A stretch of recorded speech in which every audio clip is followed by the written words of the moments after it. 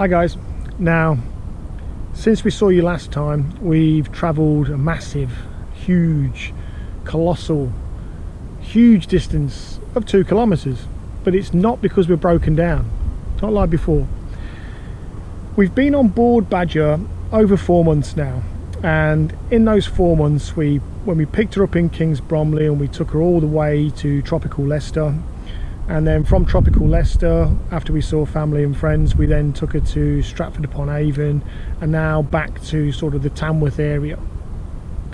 And we've decided to stay here not because it is particularly beautiful, because it is very, very pretty, but we've a few reasons to be staying here.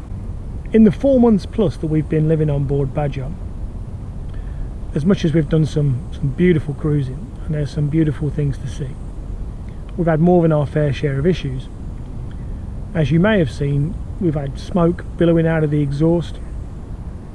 We've had to call Kevin in on many occasions to get in the engine bay, squeeze himself in there and fix us and bail us out of trouble. We've been towed more than once, and it's got to the point where we're realising that had it not been for Kevin's assistance, it would have cost us more than a pretty penny.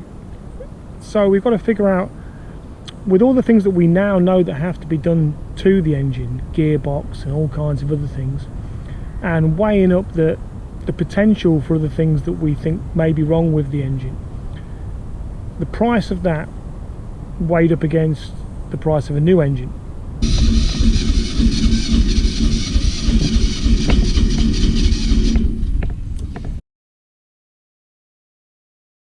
Now I can read your thoughts. I can hear the calculations being done in all your brains about how expensive a new engine could potentially be, along with all the man hours that go into fitting it.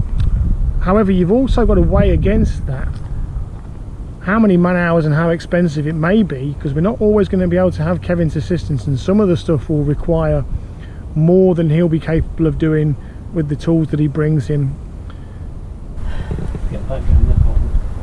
Get back down that hole, Kevin. How much is that going to cost? Over the course of a year and a half. And so, because we know how much some of it will be, we know what the gearbox, etc., is going to cost us, and we know what some of the other problems with the engine are. So we've kind of figured that we're going to get a sizable percentage, a big sizable percentage, into the cost of a new engine. So we've had to make a decision. What do we do? Do we spend a lot of money and go in and get the engine overhauled and hope that fixes everything because it's an old engine, or do we go all in, push all the poker stacks in, or your chips, sorry, and say let's get a new engine? Now, we always knew we would enjoy living like this, at least for a small time. We thought it'd be an adventure for a year or so, or we'll enjoy the travelling, we'll enjoy all of those things, and the novelty, if you will, of living on a boat. But what we really didn't expect was exactly how much we would fall in love with it. And despite all the problems of having no heat when it was cold and having no power and breaking down at inopportune moments, it hasn't really fazed us. We've took all that in our stride, and that's made us, well, it's helped us make the decision where we just thought, let's put all the chips in, to hell with it, let's get a new engine, let's have some real faith in Badger then, and then let's explore the network, because I'd like to take her on the river networks, etc., which I would never do right now because that engine has no power even when we are moving. It will give us the sort of, not the bravery, but it will give us the confidence to then go and do all the things that we haven't been able to do so far. So a new engine it will be, and we will be able to continue then to explore brave new canals, to seek out new pubs, to boldly go where just about every narrowboat has been before. But who cares? It's all new for us, and we'll have a new lease of life once that new engine's in there. 4 miles an hour, here we come.